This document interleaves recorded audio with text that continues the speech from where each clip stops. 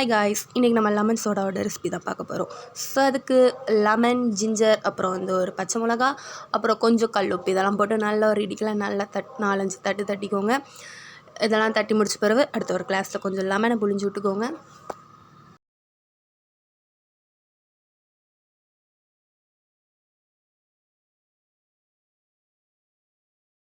இதை வந்து நம்ம கிளாஸில் ஆட் பண்ணிக்கலாம்.